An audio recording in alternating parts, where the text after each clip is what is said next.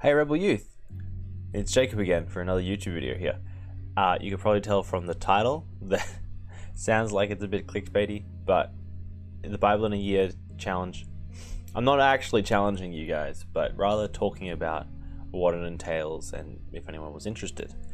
It's not for everyone, and especially not for those who have just started out with a Bible reading habit. It's for people who feel like they've read Colossians 5 times or read through all the Gospels a lot, and they feel like they need to go a bit deeper, and they feel like they need to have that more comprehensive knowledge of the Bible. So how I sort of got introduced to this idea was actually on a camp. Some of you might know the Church Mission Society's summer school. It was it's really fun to go to, actually, if you can make it there up in January in Toowoomba. Mount Tamborine.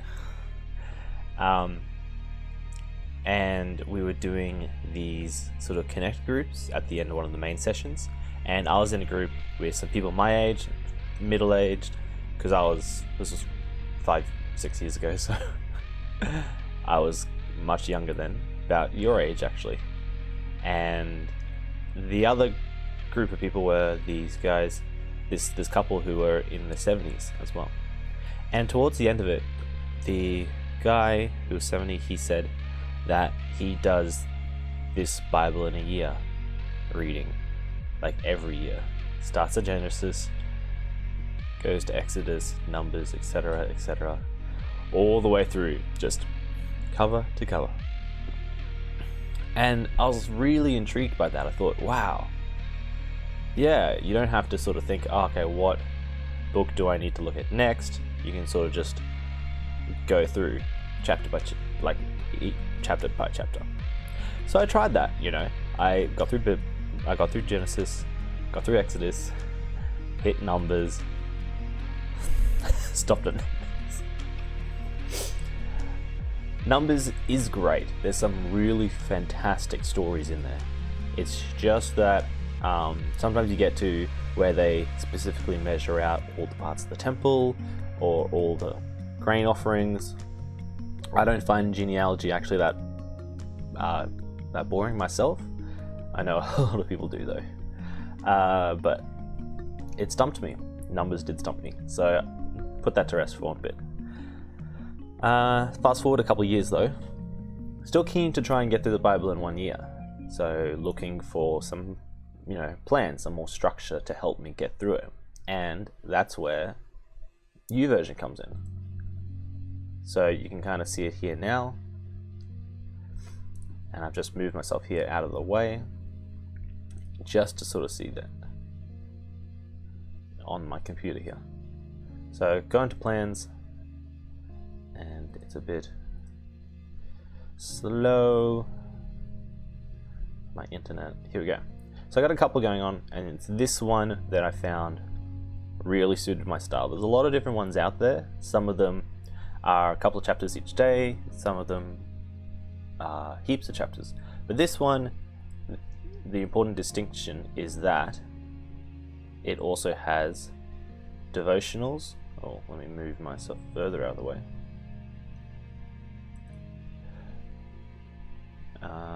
You know what? I'm just gonna go over here. Out of the road. Cool. Devotionals, and it'll always have a chapter from either Psalms or Proverbs, the New Testament and the Old Testament, and that gives a really comprehensive overview of the Bible each day. So you're not just sticking to one part of the Bible, which is actually really helpful, I found. And the best part is, probably can't read it, but it says here that it's by Nicky and Pippa Gumbel. And if you know about Nicky, or that name is familiar, he's the guy that actually, started running the Alpha course. So we did Alpha Youth. He wasn't actually in that, but he's in the original Alpha course. So I started this plan. As you can sort of see, I haven't really finished it in a year. I don't believe I started in 2018, but it's yeah. And I think the important thing is you're trying to get back to it. It's not like, oh, I failed, that's it. So what if I didn't complete it all? I'm still going at it, just not every day. And yeah, this particular plan has a lot of lengthy chapters. Like some days you have 5 chapters of Job at the end of the book, which Job is really good, but a couple of chapters at a time is probably for the best. So as you can see, I'm at day 93 and I've missed 272 days. So yeah, I think I started last year. So it's taken me over 2 years to do this 1 year plan, but I'm still sticking at it. So I think that's the best part to know about it. Anyhow, let me explain a bit about this plan. It's really great in the devotionals because Nikki has a way of connecting all these 3 things together. So as you can see, Proverbs 8, Luke 9, Numbers 33, Numbers 34. What do these things have in common? I don't know. So he starts talking about an analogy usually, and then aim for perfection, and God saying to avoid that perfectionism, but in gaining that inheritance in Christ Jesus. And so what are we aiming for? Are we aiming for perfectionism, or are we aiming for Jesus? And so aim to be full of love, and then aim to be full of the Spirit. So it is like a linkage he's put on them all. But it still gives that sort of cohesiveness to it, and I really like that. And I discovered lots of cool parts of the Bible, like Proverbs 8 here. I really enjoyed that when I read it, because as Nikki talks about in his devotional, I'll get back to that. It's the description of the personification about wisdom. And if we read it quickly, brought me first as the fourth as first of his works, and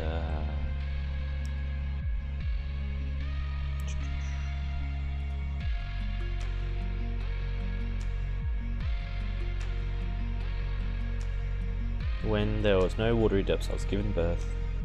Before the mountains settled in place, before the hills, I was given birth.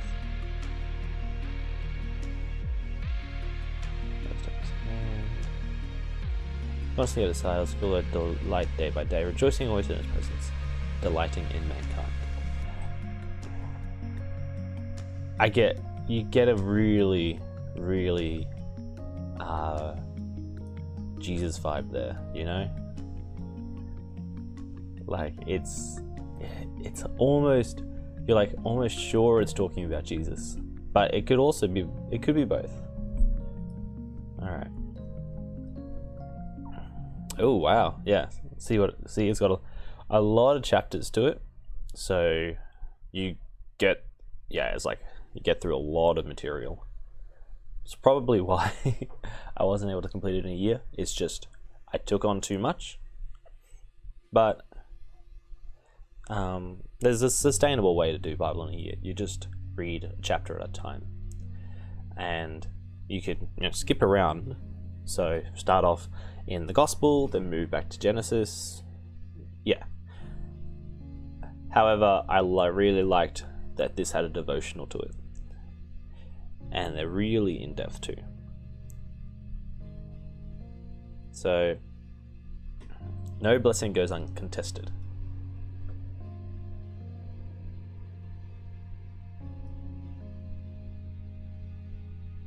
No blessing goes uncontested. I'm not going to show too much. Well, it is free, so I guess it doesn't matter too much if I showcase it. And then he does a prayer at the end. I find hard to pray while reading with my eyes open. I know some people might really enjoy that. Okay. So this is really talking about blessings today. Yeah.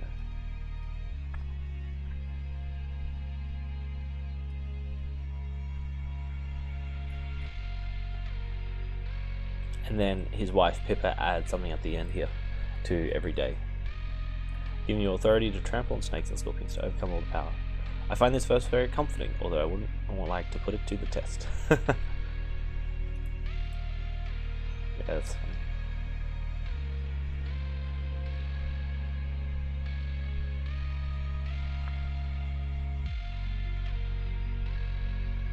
Very nice, very nice.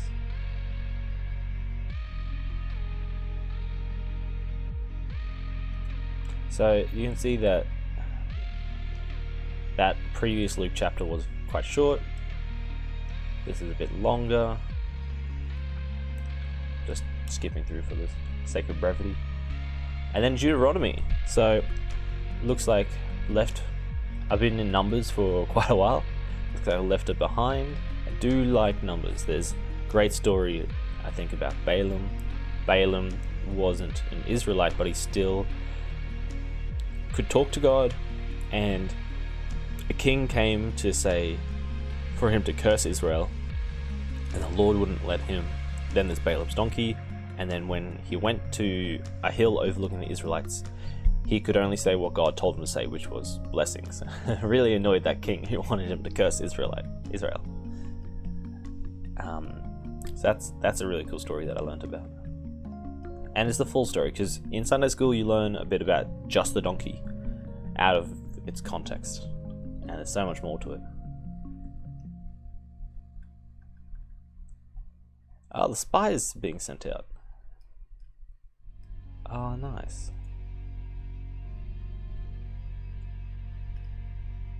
So yeah, it does jump around a bit. I think if I go back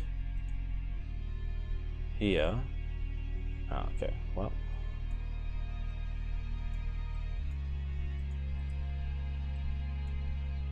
Ah, yeah, I can click and drag. That's probably quicker. Oh. Alright, so you can see Revelation, Nehemiah.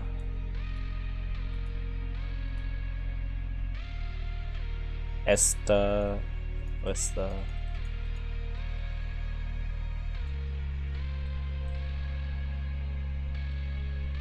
We got Psalm, 2 Peter, Daniel.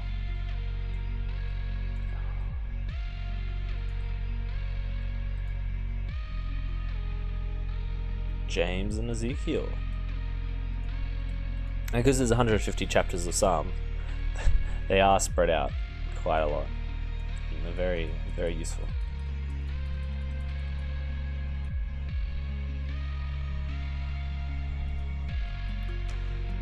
So yeah, that's it. Thanks for watching, and I hope this has either encouraged you or helped you sort of think about if you're wanting to read the Bible in a year, or just helped you have some understanding of reading the Bible isn't just I'm able to do it all the time perfectly. You will sort of fall off the horse, but it's all about getting back on the horse, really, and keeping that relationship with God grounded. Alright. See ya.